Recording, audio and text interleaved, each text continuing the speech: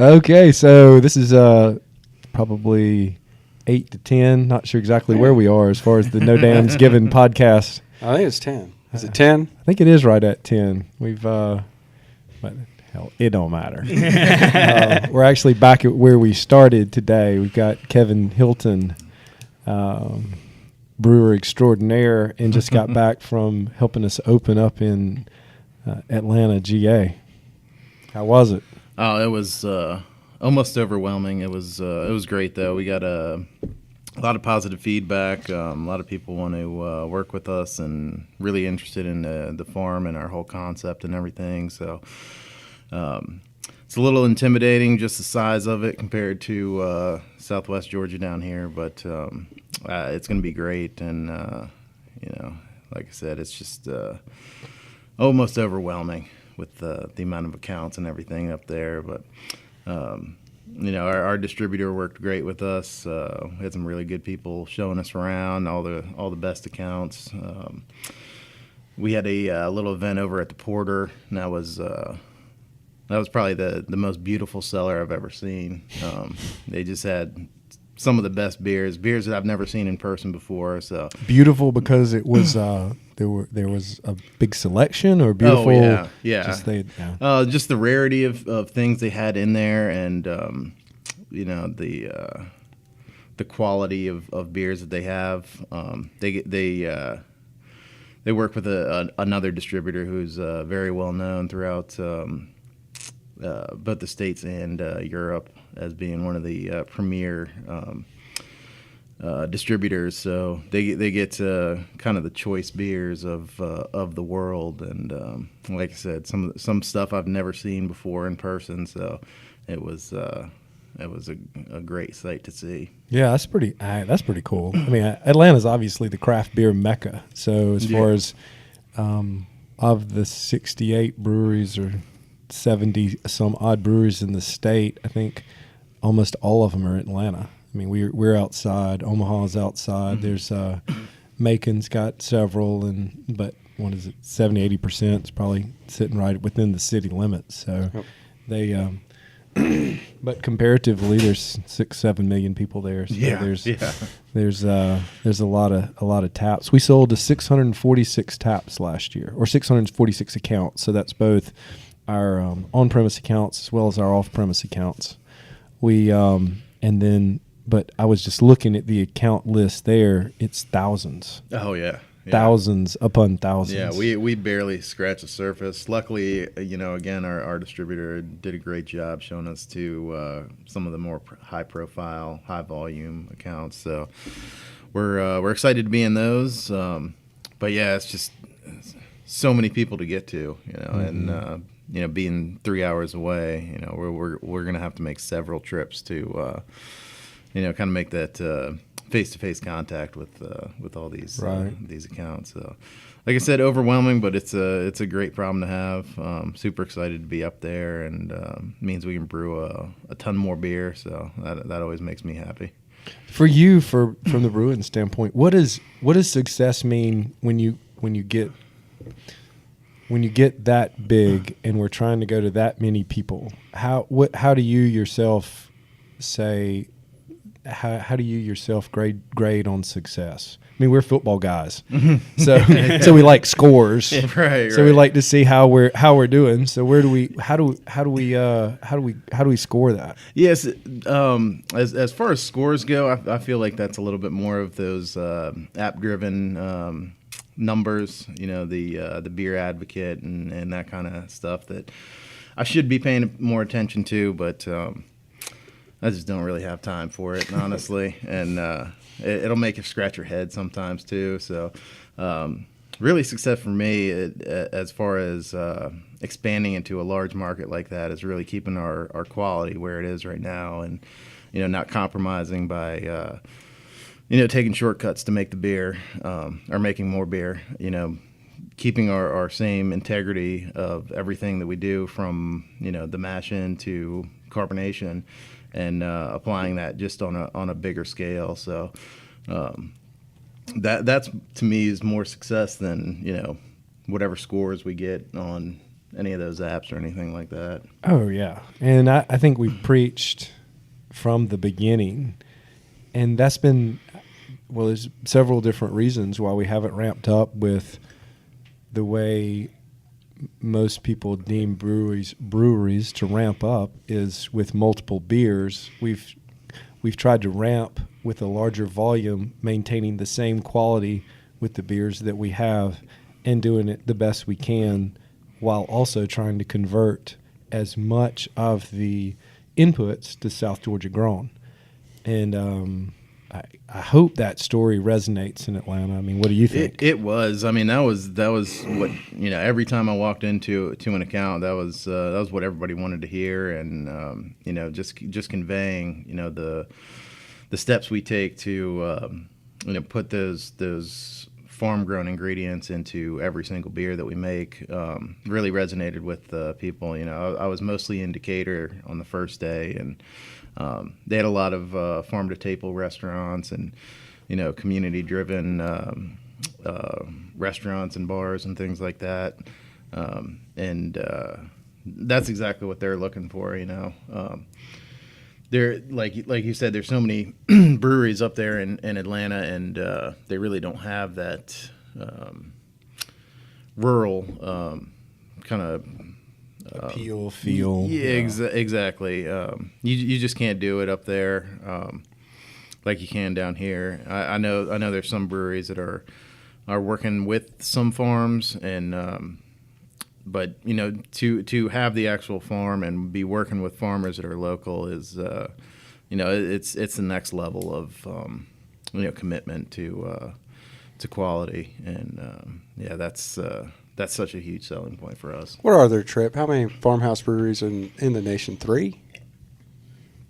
I don't know in the nation. So I know there's Jester one in King. Texas. Yeah, Jester King in Texas is probably the closest to us west, and then North Carolina, Blackberry Farms in Tennessee. That's right. But they're very corporate, and I don't want to make anybody mad, but we were rural. Really, we were rural farmers who then decided to put in a brewery. So it's a little different than what their business model was. There's another, and I'm blanking on the name, in Virginia, that's very similar to what we are. I think they're 500 to 1,000 acres. So we're right at, we fluctuate. I sold a farm, so we're right in between 400 and 700 acres. And we're actually looking at another farm, so we'll end up being closer to 700 here, probably in the second quarter of this year. But our song and mantra has been, farmers and brewers working together. Did you get a chance to talk anything about our barrel age project that we want to do? I didn't delve into that too heavily. I kind of teased it a little bit, but we're still in the early stages of doing that. We have some things planned, and we've got some barrels on the way, but those things take time and a lot of effort. So I didn't want to overpromise anything.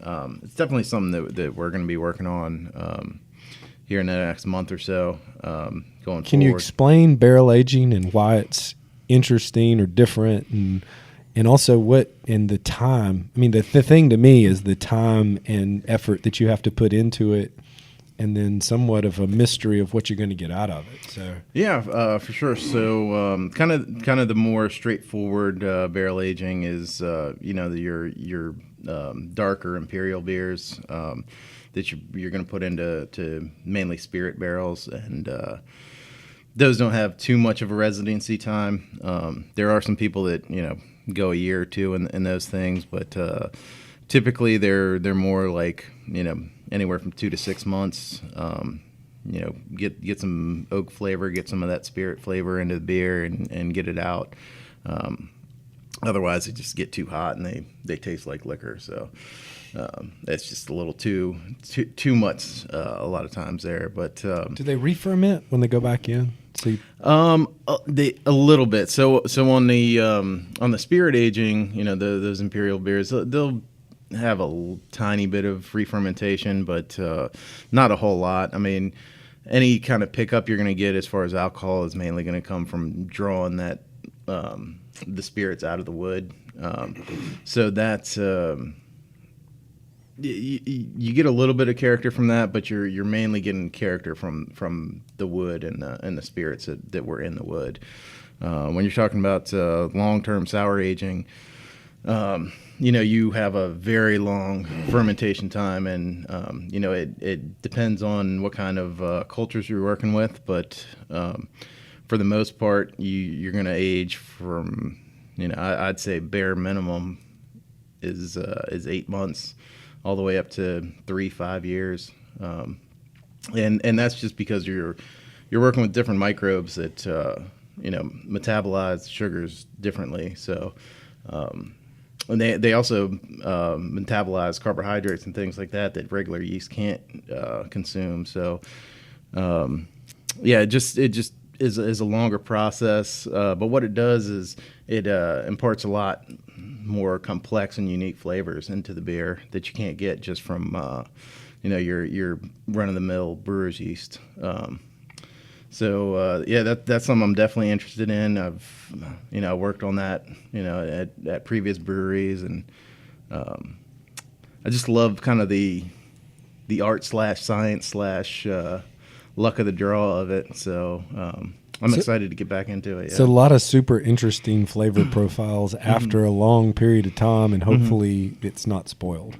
Is that a good way to? Yeah. Is that a good way to describe it? They don't spoil so much as like if you get what you're really trying to do is avoid acetobacter, acetic acid, which is vinegar, that flavor profile.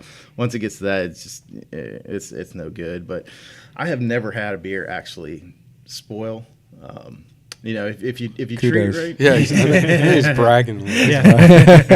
if you treat it right and you keep you love on it. Exactly. Little sweet nothings. Yeah. What Kirchner say? Play a little music for it. Yeah. Oh yeah. Hell yeah. So would it be spirit barrels that you're? Yeah. So we have a couple barrels from 13th Colony that we've been waiting on. We'll evaluate them before we actually use them, just because they've been sitting around for a month or two now. And typically you want to refill them as fast as possible, or else that whole acetic thing will happen, because oxygen will get into the wood, and then the oxygen will be pulled out into the beer, and then that's what causes your acetic acid. So, when we leave this podcast, we're going to fill them. I wish. And then we need a few more little toys, but we're almost there. February for sure. We'll start filling everything, and we've been talking to other local wineries and distilleries in the area to purchase their barrels. We want to keep it in the family, and really take that terroir to the next level as far as the flavor that imparts from other local businesses that are doing similar projects. Yeah, that's awesome. South Georgia family, baby. Yeah. Right here. Yeah. All right. So today also we have Collin Cooper with our taproom manager. And Collin, what are you drinking, Collin? Today I'm drinking the Berry Goza. This is actually the newest batch of Berry Goza that we just canned. Super awesome tasting. It's probably one of our better Berry Gozas we've made. Not saying that the other ones were bad, but this one's... It's the Berry Project. Yeah, It's the Berry Project. It's the Berry Project. Yeah, it's really spot on. The Berry Goza to me has a special place in my heart. When I first started working here, we had to process and vacuum seal all these blackberries and blueberries that went into this beer when they were harvested. So You're saying that was painful. Yeah. For about 3 weeks. It might have been painful. Yeah. Yeah. Vacuum Wait till sealed. we get those peaches. I know. Vacuum sealed about 3,500 pounds of blackberries and blueberries. Or watermelons. Or satsumas. Satsumas. Or loquats. Yeah. I'll tell you, we did loquats one night. That is It was fun. It's not easy. It's a little labor It's intensive. a little labor intensive. There's a reason there's not there's not like a loquat juice at the grocery store. They got to get all the cyanide out of it. Yeah, you got to get those pits out. Yep. So Berry Project, Mr. Belusco. Where does that come from? We're not going there. All I'm not throwing anybody under the bus. That's not under the bus. We're just. So there's another beer that's called the Hop Project, right? Yes, there is a hot project. It's up at We Yazoo. can give them kudos. Yeah, man, they're good. I like. Oh yeah, talk about sour programs. Those Yeah. guys are embracing the funk Top up there. notch. Yeah, But just the basics of it then. they have a hot project where they change this. They change their hot profile from each iteration of the beer has a little different hop makeup, and it's never the same ever. And that's their whole thing. Like I remember, I really like 65 through 67 of their.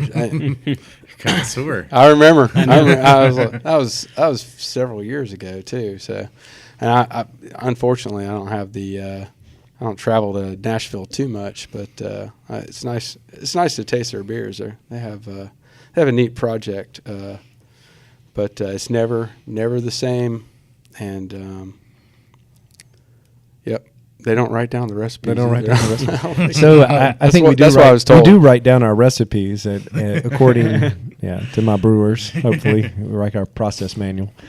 But we are a farm, and our blueberries and blackberries have various content of sugar depending on how wet or dry the year was, and also how many berries. The quality of the berries may vary. So actually, the taste of the Berry Goza could vary from batch to batch. We've noticed that some batches are more fruity than others. Some probably have more blackberries, blueberries than they do the other types. So it might not be much different, but it is a little different. So yeah, I'm waiting to taste the Hurricane Michael my version of the Berry Goza. Next year. That's awesome. So Collin, you took over taproom management. Tell us what's going on in the taproom. As being taproom manager, just trying to push the taproom as much as possible to try to get people in here as much as possible. We always have a good time when we have a big crowd. We have a lot of regulars that come in, but every now and then we get people that come in out of town that are just coming because they heard of a new brewery in Southwest Georgia. And as taproom manager, is trying to make sure that the quality of the taproom is the same throughout the year. So trying to get music and food in as much as possible, trying to get bigger events to come host their event here than, say, another event center of some type. So just trying to capitalize on everything that Albany has to offer and promote it through our beer and our tasting room. Very good. Yeah. Got some good bands scheduled coming up. Yeah. Yeah. I'm always excited when Evergreen Family Band plays. Oh, great band. Try to get in here as much as possible. Yeah. A little bluegrass is good. So how did we actually get you here? I actually applied the first official days that we were open, December 7th of last year. I dropped off, got a pamphlet. You were homeless? I wasn't homeless. I had another job at the time. I wasn't quite homeless, even though I look homeless right now. That's not what I meant. But sounds funny. But yeah, I applied for the job. The only reason why I actually got accepted was the managers at the time who was working knew me from the restaurant industry and the food service industry. So I came by, got my pamphlet, and started December 8th, the day after we officially started. Yeah, and he loved your awesome beard. Yeah. Oh, yeah. The beard varies all the time. I was going to say, the evolution of that beard is So beautiful. I think that's actually a good to move into. What did you say? We wanted his color of his beard to be the same color of the Georgia Common. Oh, yeah. I just thought that'd be neat. If it just turned out that way. Yeah. No, Eric, one day I came in, he was looking at the pilot system, and he was looking at the wart, and he looked at my beard, and he looked back, and he's like, we're almost there. It's almost the right color. That's funny. Go back in. Well, so Atlanta. So how? One of the things that has, I guess, plagued is not the right word. One of the things we've been thinking about a lot is how do we ramp up production. So tell people what goes into thinking about like our production schedule. And so we had the numbers guy, aka Sean Henley, look at what we think would be a good projection, but then it's all really a guess, isn't it? Yeah, until you get a lot of empirical data, it is hard, just to know how you should package, whether there's a higher demand for kegs, and even in kegs, are people buying half barrels, they buying sixtels, how much packaged beer are we selling, and like I said, until we get some empirical data back, it's hard. So, I trust Sean and the numbers that he gives me, and just try to meet those numbers, and we adjust accordingly.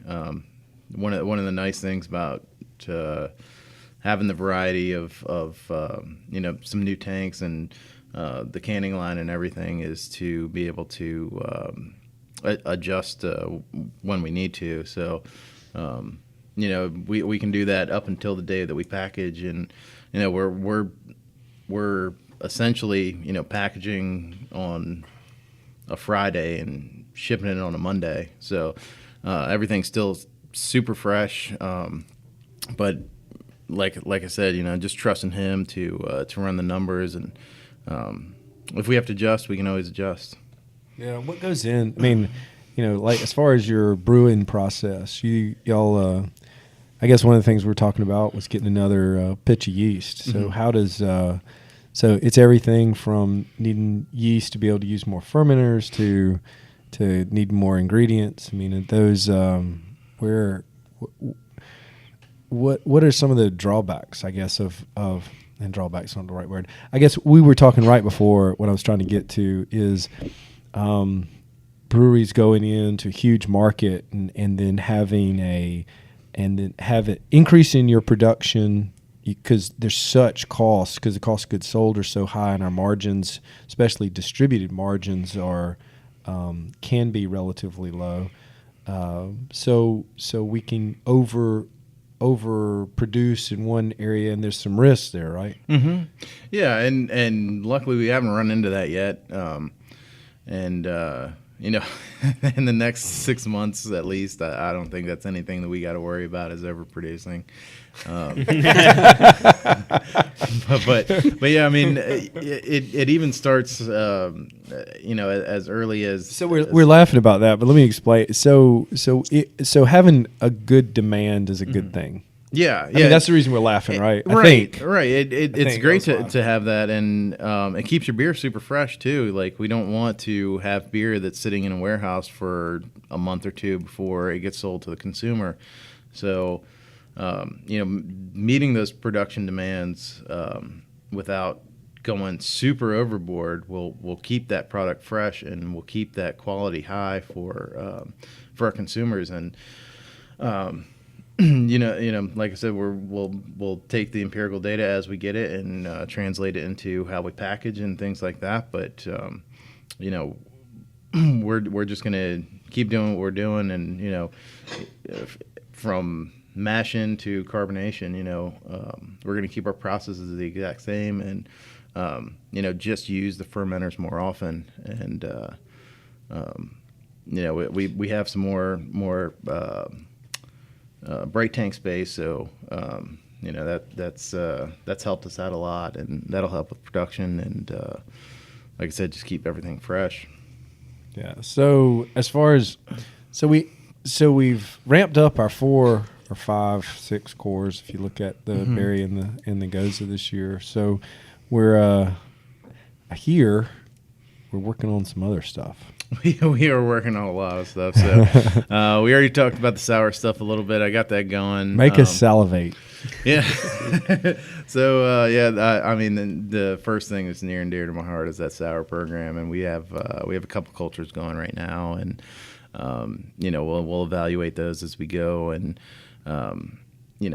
blend to kind of make our house culture going forward, and that's super exciting to me. Again, those things are pretty far off. If I had to guess, earliest would be March of next year before we see one of those beers in package. But in the shorter term, we're working on a lot of we're ramping up research and development a lot. So we got a session IPA that's working right now. We're brewing a hazy IPA this weekend. Both those make me smile. Yeah. We'll be available in the tap room. Yeah. So that's another thing that we're doing a little bit different, right, Collin? Yeah, no, we actually have the whole other side of our second bar is probably just going to be dedicated to pilot and one-offs. Cleared out that jockey box the other day and cleaned the lines just for whenever we have one-offs and people want to try samples and just get everyone's opinion on it. You know, one of the big things with doing smaller batches like that is getting the public's opinion on it. You know, we can talk about it all day, but if the public doesn't like it, then you're going to have to start over. Then it can just go in my personal. Yeah. I've got refrigerator space. Yeah, actually, put it in my back. But yeah, we're also we got some lager yeast in too, so we're going to do I've got a Maibach I'm working on and a Mexican lager, and we've been successful with our California ale yeast, and we've kind of filled that out. You know, the 6 beers that we're using now, or that we have on now, all have that California ale yeast. So, to get in, a little bit more variety, we need another strain, and that's what the R&D is all about, is kind of narrowing that down and seeing what works, and both financially and as a So explain to me the yeast strains. I mean, I know that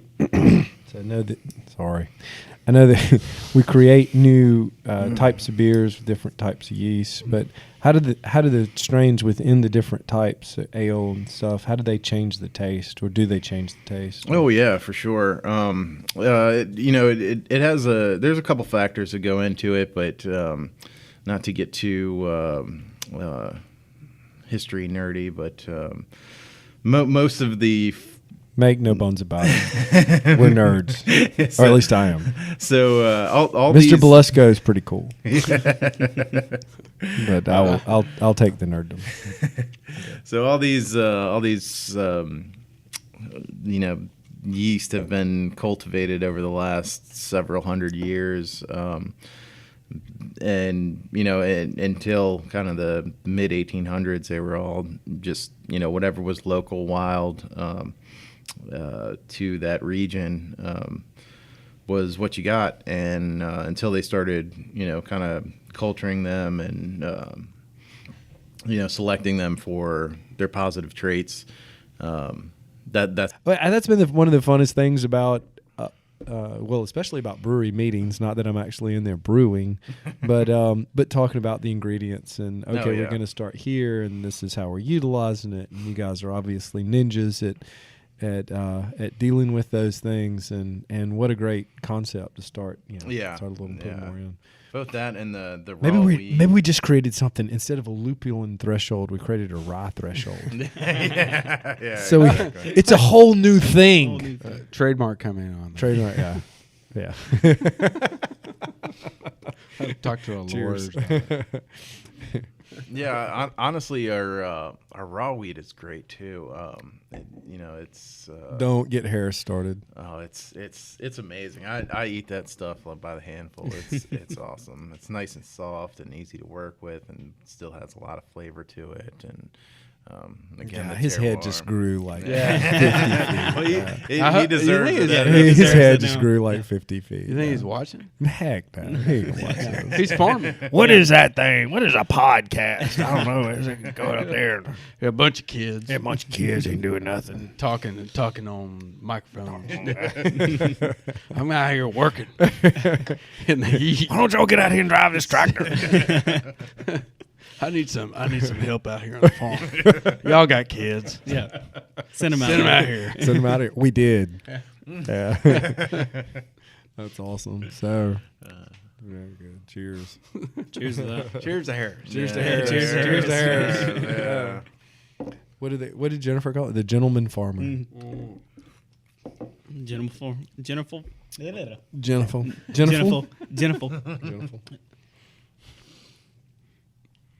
So where are we next, guys? I don't know. Where do we go? Where do we go from here? Oh, I actually. So when you're talking about sours, I was looking. We have sheets. Which we haven't followed at all today. Not at all. But I've taken a lot of notes. But written on that sheet, Yeah. there was something that popped out at me, and so it was, is South Georgia ready for sour beer? And I started thinking about it, and I'm like, well, that's a good question for Kevin. That's a good question for Kevin. Well, Or Collin. Or Colin. Or Collin. But yeah, Kevin. he knows more about the the locals here, but as far as sours go, it's it can be anything from super barnyardy, funky, people that work on worked in farms growing up, they'll get a lot of that kind of reminiscent aromas from that.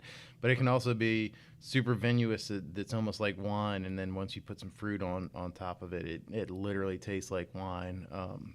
One of my favorite things to do when I was a server was to go up to somebody, they would say, I don't drink beer, I only drink wine. Ask them, are you celiac?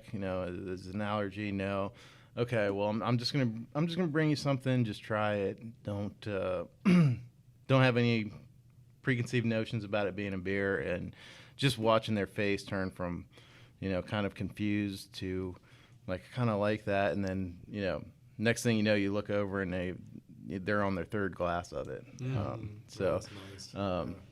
Once we get it in people's hands, they'll love it, and it's just a good kind of counter to what we've got with our clean beers right now. So I definitely think there is. And So does the Goza style go well with farm to brewery, farmhouse brewery? Is that a good? Does that style mix well? I'm just trying to feed you a question. Yeah, it's not as it's not Sorry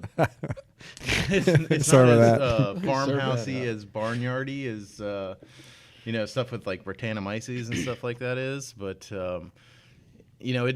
ours we have a really nice culture of lactobacillus, which is the souring agent.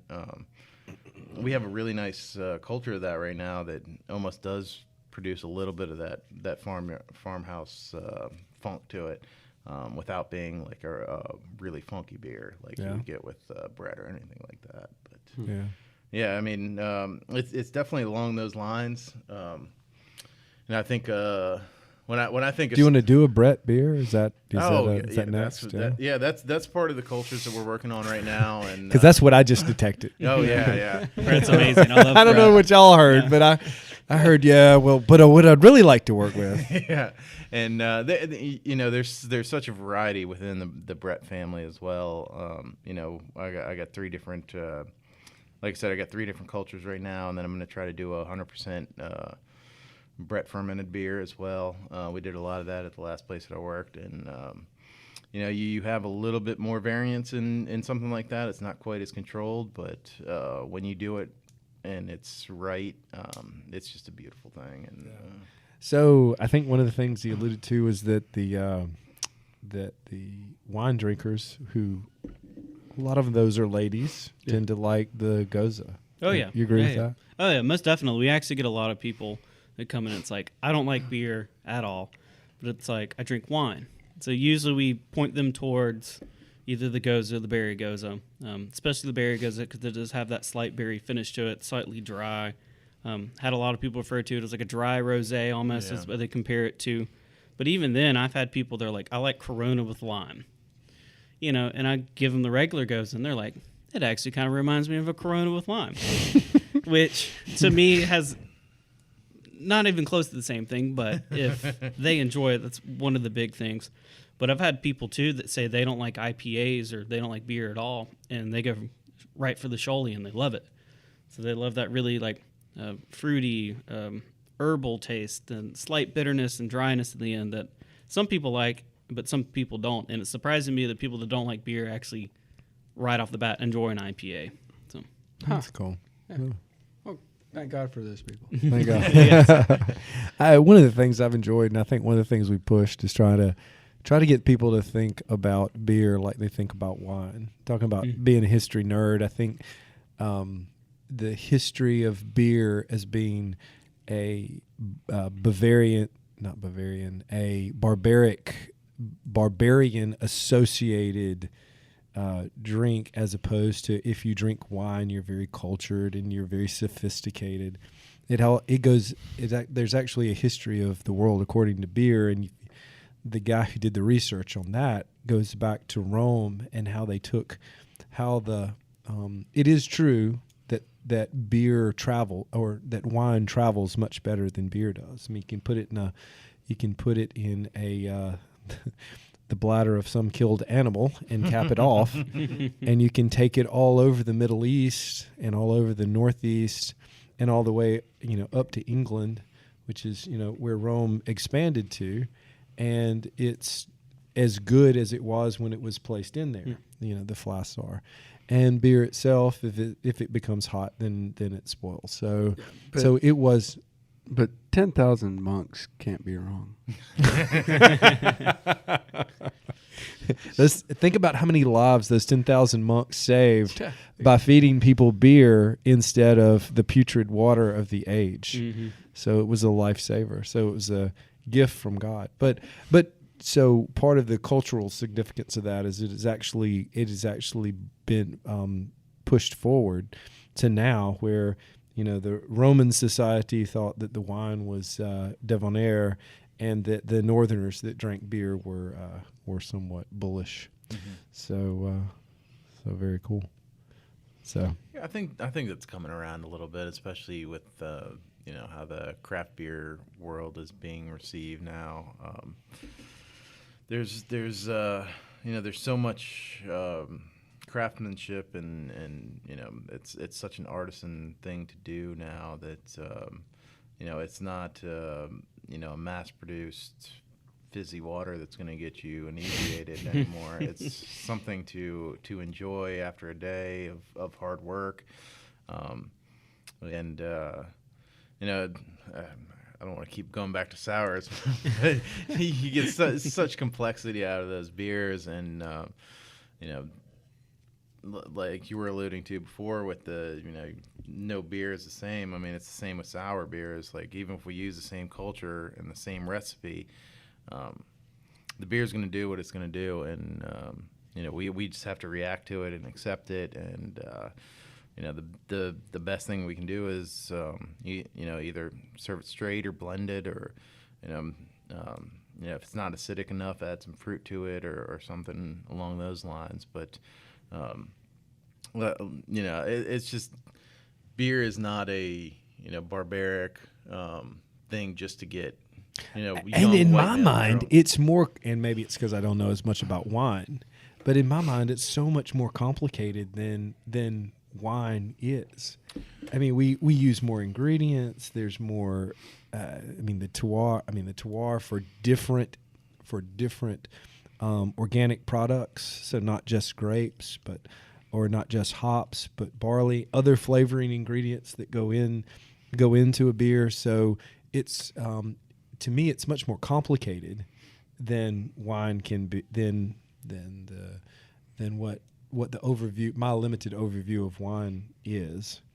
And so therefore, I'll tell you this also, the more I understand about what y'all are doing, the better it tastes.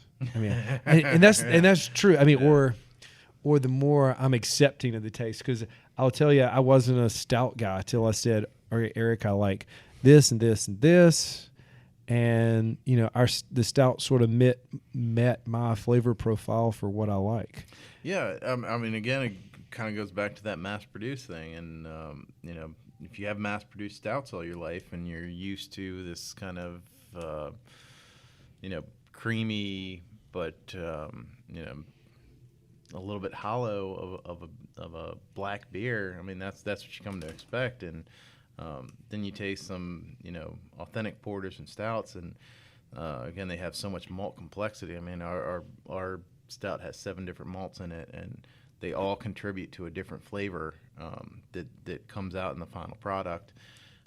So, it's more multifaceted than it would have been 15, 20 years ago, and it's more accessible too. If you can't get your hands on things like that, like if you don't live in the UK and in 1995, you're not going to be able to get some of those more complex stouts that and porters that are just beautiful. You're gonna get stuff that's kind of watered down and had to come across the ocean, and who knows what happened to the beer on the trip over, even though it's pasteurized. You're getting beer that's 3 months old at the freshest, probably more like 9 months old. So, who are you talking about? Not naming names today. Well, I'm from Maryland, so Yeah. we have a little bit about to say about that. So what's so to go back to our sheet, Jennifer? The craft brewers Is she or watching? breweries that Oh, yeah. inspire you the most. Craft brewers or breweries that inspire you the most. Yeah. Wow. I don't Yeah, know. it's I'll a- ponder that one that for a is second. a I found it loaded like a question. thought question. Well, a lot of that really, It's also it could get me in trouble. Yeah. I know. I think a lot of it depends. Besides Pretoria Fields. Besides Pretoria Fields, that's number one always. But it Yeah. kind of depends on like the first couple craft beers that you remember. Oh, That's- good point. That's always Yeah. a big thing to me. It's one of Yeah, the how did very- you get into it? Yeah, that's right. Yeah. And those are the first few beers you always like put in the back of your mind that you always, you may go back to it time and time again. It may taste different, but it has a little warm spot in your heart for craft beer. Mm-hmm. A lot of mine was Lagunitas IPA. Anything Lagunitas really got me into like that West Coast heavy hopped IPA style. And even Cigar City, they had a espresso stout or espresso porter that tasted just like coffee. So from going from a coffee person to a beer person, it was like the best crossroads because it tasted like coffee, but it was beer. So That's cool. Not necessarily my favorite beers, but I grew up on Miller Lite because we're down here in South Georgia, Which is And, right here which in is Albany, Georgia. There's a actually local brew, man. in Albany, Georgia. And then I moved right outside of Pottsville, Pennsylvania, Pottsville, Pennsylvania, and have been to the Yingling factory. And just the fact that they've been around since pre-prohibition, I think, is absolutely awesome. So if there's one that's probably one of my favorite from an inspirational, and just the fact that they were able to survive all the things that they had to deal with then and come through it and have done very well and make a great beer, because I love Yingling. Yeah. So that's pretty cool. So All right, is this a shout-out session? no, it's just it's just It can hey, be. it's what comes to your mind, I guess. Yeah. So, sponsor us. yeah. No, Sponsor us. I remember back forever ago, like Widmer. Oh yeah. Oh, nice one. And Yeah. Anchor Steams and, New Belgium. Fat Tire. The first time I had Fat Tire, I was like, holy smokes. Fat And Tire is that beer that like that was got like a lot of back people in- in the craft beer. Oh in yeah. the 90s. I was like, holy crap. This is awesome. I've been drinking all this other stuff. What I could afford. I preface that. And let me Domestic. tell you what. I still like Miller High Life. I can crush Oh, Miller High those. Life's great beer. Yeah. I can crush those doubt. when I'm fishing. And Coors Banquets. Mhm. So, yeah. I mean, that's a shout out to our local brewery. yeah. But, Hey, just, Mo. yeah. But, I love with, so, I don't know. I like Reformation up there. I think they do some really cool things with Belgian style beers. They do really neat stuff for new stuff. So, and I agree with what you're saying. You do go back to, the first time you had something that tasted like, I don't know, and you're developing a Palate. palate kind of. I mean, I've been helping Sean for years. That would be Sean Henley, the numbers guy. I don't think he's going to watch this podcast long enough to get to this point. You never know. So I are hope the he's 10, not down so the are hall the 10 there. people who made this, you can snicker at Sean when you walk by and see him. Yeah. So, but just the fact that I mean, everybody's palate's different, and I'll tell you what, I've been developing a palate for sour beers, and that goes back to Tripp and I used to go to. We used to go to Athens, and we'd buy a bunch of beer Yeah. from a particular brewery Yeah. that had a tropical IPA. First in Georgia. Yeah, it was Creature it was- Comforts. Yes, it was, man. And one time Still, we still like it. picked up, we bought all they had at this one place, and we got a whole case of this other beer that they made called Athena. Yeah. And And I thought it was spoiled. we were driving back. I was like, why did know you you were buy? gonna be Why making did you one of buy those beers. this? Now we were driving back, and I got to a certain point, and we were off the main highway, and I probably shouldn't tell this part. Of course, neither one of us were driving. Yeah, of course, yes. And I was like, "Hey, man, you want to taste that other beer?" So we tasted it, and we're like, "Something went horribly wrong with this beer."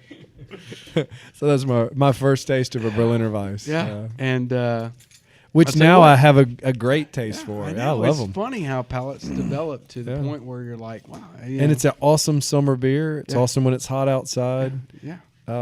It's conditions and sun and being by the pool and Yeah.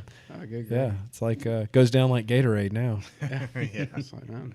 And so, but yeah, I think palates are always changing. I don't know. We're outside the norm of what you were used to, and I still get excited.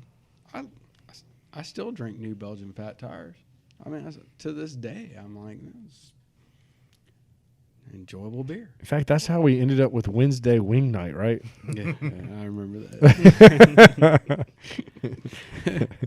All right, Kevin. Now it's turned into your earliest remembrance of craft beer. Jeez, I don't know how much time we got. I already We're almost mentioned, done. You're good. I already mentioned Dogfish Head. I mean, that was, especially in the Mid-Atlantic, I mean, that was just such a boon to the craft beer scene that, those guys cannot be appreciated enough with how experimental they were, even back in the 90s. For a brewery that got their start off of a pumpkin beer, and seeing the industry come full circle on that is pretty neat. But they do all kinds of crazy stuff. One of my favorite beers from them was actually a lobster stout where they put live lobsters in the boil. It was pretty wild, but Those lobsters are all safe. They're all accounted. No lobsters were injured No in the making lobsters. of this podcast. Oh, they were, and they were the lobsters are delicious too. They serve them at their facility as well. But That's awesome. So they weren't safe. They weren't. Yeah, they're actually delicious. They were tasty. yeah, but kind of more along our lines. Huge fans of Fauna Flora.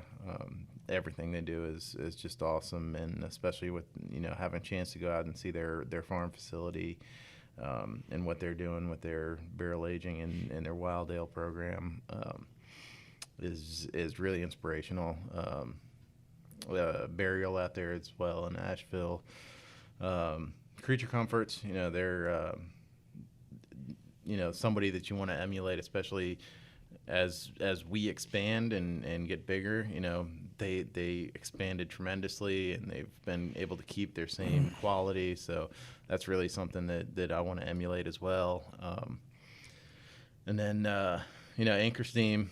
I made steam beers probably every other batch of homebrew that I made for the first 3 or 4 years. Which means you like to drink them. Oh yeah. They're That's Your home something beer is what you consume. That's something that I've been waiting on for the right moment. I'd love to make that beer commercially, but I need to do that beer really right. So we'll wait on that for a little while. Very cool. And then there's some brewers out there that I haven't even had their beer that inspire me. Like Rare Barrel and Cellar Maker out in San Francisco are just doing some really interesting stuff. And obviously they don't distribute down here to Southwest Georgia, but you hear about these things, and they're really open about everything that they do and their processes. So it's inspirational. And I got to take everybody's word that they're great beers. I believe it, but I just haven't been able to get out west and really go after them yet.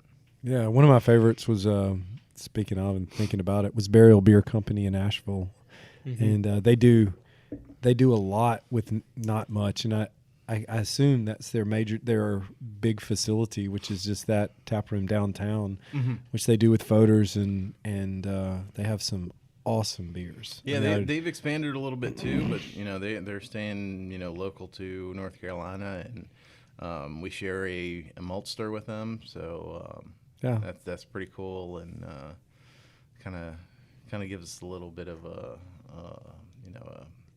a sense of camaraderie, together, and knowing that we can send our grains up to the maltster and they're going to come back, perfect. Yeah, that's true. So we've been going about an hour. Let's finish up with some easy stuff, softballs. So what are the best parts of your guys' jobs, and what are the worst parts? Maybe not even talk about the worst, but what are the best parts of you guys' jobs? I don't know why worst parts. Difficult aspects. There you Sorry. go. There you go. I've been drinking. I that's probably the most difficult aspect is drinking all the beer that we produce. I've still got a fridge full. I can't get through it. Same. It's like a whole flat at the house. Yeah. But, the best aspect is also drinking all the beer. Exactly. No, I mean, I wouldn't be doing this if it didn't make me happy to be in the brewery, and not only being in the brewery but also talking about beer and drinking beer with other beer lovers. That's I'm glad I found this industry, and it kind of cheesy, but I can't say anything bad about my job. It's great. That's awesome. From your boss's perspective. Collin, do you have anything bad to say about your job? Actually, no, not at all. This is probably one of the first. Because Kevin didn't have anything bad to say about his job. No, not at all. This is actually probably one of the first jobs I've had in a long time where I generally don't mind working the hours that I do and put in when I do. I actually go home at the end of the day and feel like I've, even if I've done nothing, it feels like I've done something. But one of the highlights of this world that we're in, me being taproom manager, is all the faces I see. Some are every week, every weekend, 2 or 3 times a weekend. Some are once a month. And then you have the people that travel to see us. Ambassador for the Southwest Georgia. Right. And have people from Atlanta, Alabama, Florida. Actually, earlier this week, we had a gentleman at Riff Raff Brewery over around the Colorado area who was on a road trip for vacation. Nice. He took a road trip from Colorado all the way down to Key West for the winter and was making his way back up, and he actually stopped here. Yeah. He said, I think he said this is about his 84th brewery that he went to. Oh, nice. So, but it's just things like that, the people you get to see all the time, the people you get to meet, and it's you're part of the community. I go out and see people all the time, and checking on them, see how they're doing in life. It's like I haven't seen you in a couple weeks. Come back down to the brewery. But it's a lot of fun. We have a lot of fun here. Yeah. Do I get to answer that question? If you want to, feel free. Well, this is actually my second job. First job's professional Massage therapist. I was thinking fly fishing guide. Fly fishing guide. As long as I'm making shit up. Yeah. Nah. In your thumbs up massage therapy? No? I own a small spa on the interstate. I thought that was right. That's horrible. That's horrible. Yeah, awesome.